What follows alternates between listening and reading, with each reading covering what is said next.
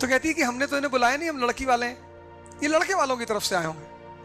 जिंदगी इतनी मजेदार चीज है, बस तुम्हें खेलना आता हो, रोना थोड़ी है जिंदगी में। नोबेल प्राइज विनर होना चाहिए।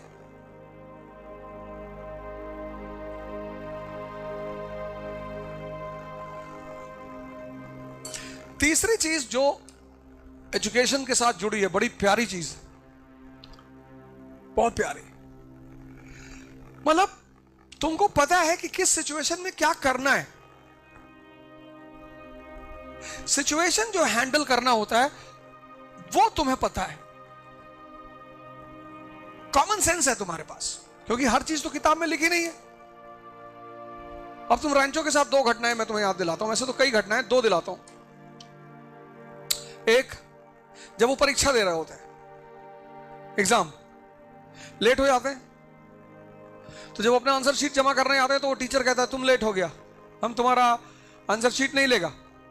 कहते सर वो हमारे पापा हॉस्पिटल में थे। अरे बोले नहीं लेगा। तब वो कहता है सर आप जानते हैं हम कौन है? कहता तुम प्राइम मिनिस्टर का बेटा होगा तो भी नहीं लेगा। अरे बोले सर हमारा रोल नंबर और नाम जानते हैं? कहता नहीं, मिक्स कर देता।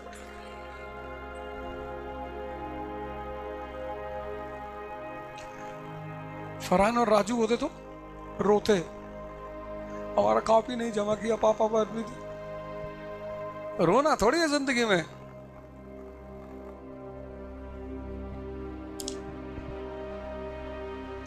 जिंदगी इतनी मजेदार चीज है, बस तुम्हें खेलना आता हो।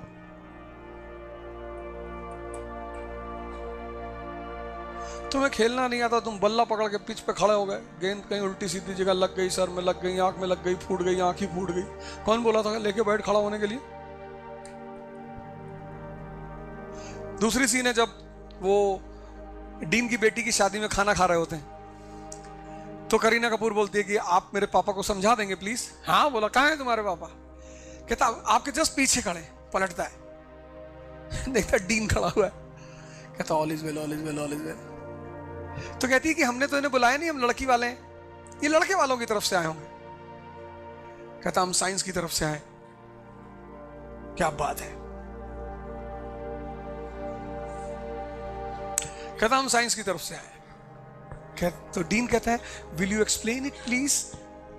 कहता सर मैं एक इन्वर्टर बनाने के बारे में सोच रहा हूं, उसका नाम भी मैंने आपके नाम पे रखा है, वायरस।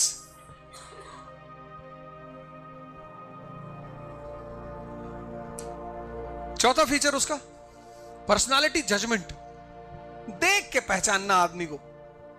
बात करने की जरूरत, सिर्फ देख लिया पहचान लिया कितने पानी कितने डिग्री का आदमी है। करीना कपूर के मंगेतर को देखता है तो करीना कपूर को समझाता है ना, कहता इसे शादी मत करना, तुम्हारी जिंदगी प्राइस टैग बना देगा। कहती एक्सक्यूज मी, कहता डेमो दूं? ले आके चटनी उसके जूते पे रहता है।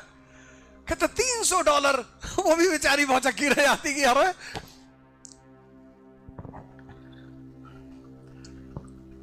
फिर उसकी घड़ी गायब करा देता है। स्पेशल एडिशन वॉच थी।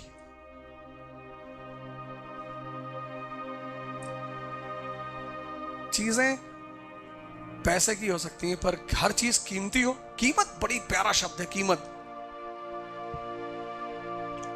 जो ये शब्द है ना कीमत, हर चीज कीमती थोड़ी होती है। बहुत दुनिया में कम चीजें हैं जो कीमती होती। नींद कीमती है। मैं तुमसे मालिक है कि तुमको जब भी लेटोगे नींद आ जाया करेगी। ये वरदान दे दूं कि 4 मर्सिडीज दे दूं, तो तुम कहोगे भाई नींद वाला दे दे। नींद ही नहीं आई, पागल हो गए तो मर्सिडीज में बैठ के करेंगे क्या?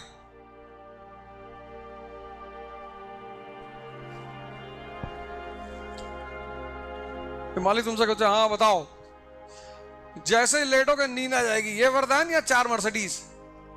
तुमने कहा 4 मर्सिडीज। उसी मर्सिडीज में बैठ के तुमको पागल खाने ले जाया जा रहा है, क्योंकि तुम पागल हो चुके हो।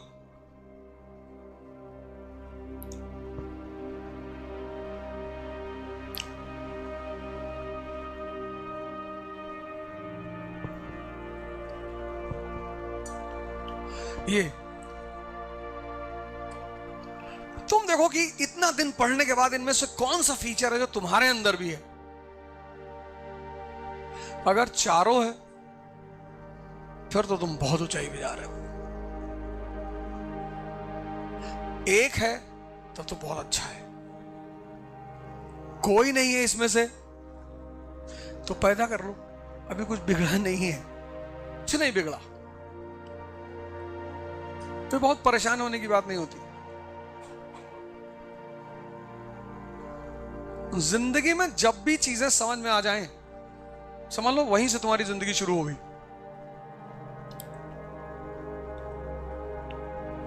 हम गोंडा में थे, हमें नहीं समझ में आती थी पढ़ाई, हम नहीं पढ़ते, और हमें पिता इतना प्यारा मिल गया था, उसने कहा क्या करोगे पढ़ के।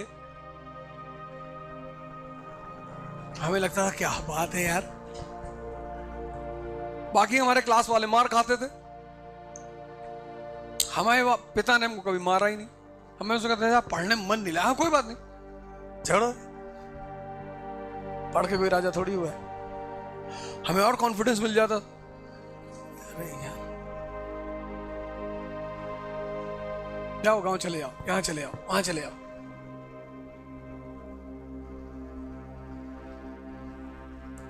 मारा ही नहीं कभी। हमारे जो क्लास के लड़के थे वो मारे आते थे पटक पटक के, हमारे साथ खड़े नहीं होते थे, कहते थे प्लीज प्लीज पापा ने कहा है आपत के साथ मत जाना, वो जब ओझा के साथ देख लिए तो मार डालेंगे। तो जब वो लोग स्कूल से बाहर निकलते थे तो मेरे साथ कहीं जाते ही नहीं थे। मतलब अगर हमें लखनऊ जाना होता तो मैं दूसरी बोगी में बैठता था, वो दूसरी बोगी में बैठते थे, फिर वहां जाके मिलते थे लखनऊ में, वो भी डरे छुपे कि पापा ना देख लें। आज वो मुझसे कह रहे मेरे बच्चों को पढ़ा दो यार,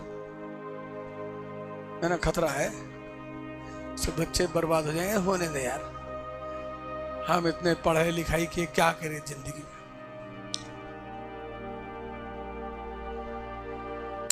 मेरा एक दोस्त, उसकी इनोवा चोरी हो गई, गया आया भागा दौड़ा सब कुछ, फिर फोन किया हम, कहीं इनोवा चोरी हो, अरे मैं आपको आ जाएगी, मालिक का रहम था, आ गई, मैंने थोड़ी चुराई थी।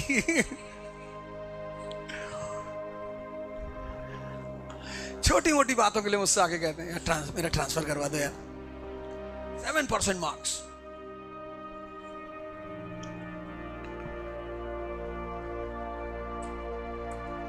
अच्छी बात है, लाना चाहिए, वो बुरा नहीं,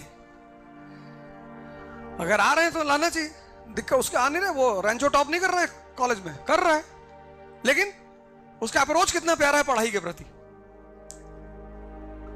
वो टॉप तो कर ही रहा है ना, दिक्कत तो एकदम करो अगर आ रहा है, मेरा नहीं है ये मैं बता रहा हूं बस।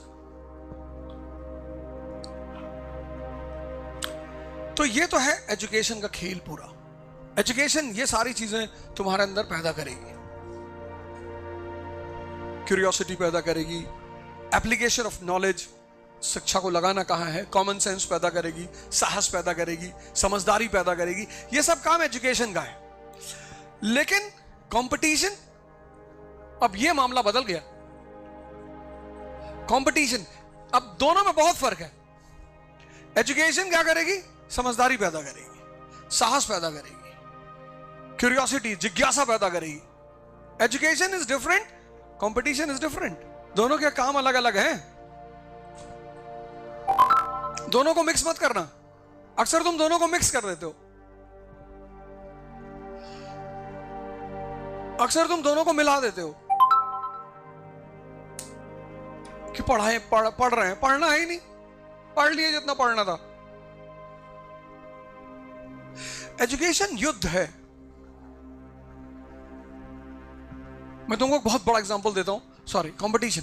तो एजुकेशन का काम क्या है, एजुकेशन का काम है तुम्हारे अंदर जिज्ञासा पैदा करना, क्यूरियोसिटी। एजुकेशन का काम है तुम्हारे अंदर समझ पैदा करना, अंडरस्टैंडिंग। एजुकेशन का काम है तुम्हारे अंदर। दोस्तों ऐसे ही और भी मजेदार वीडियो देखने के लिए मनीष राज 08 चैनल को सब्सक्राइब करें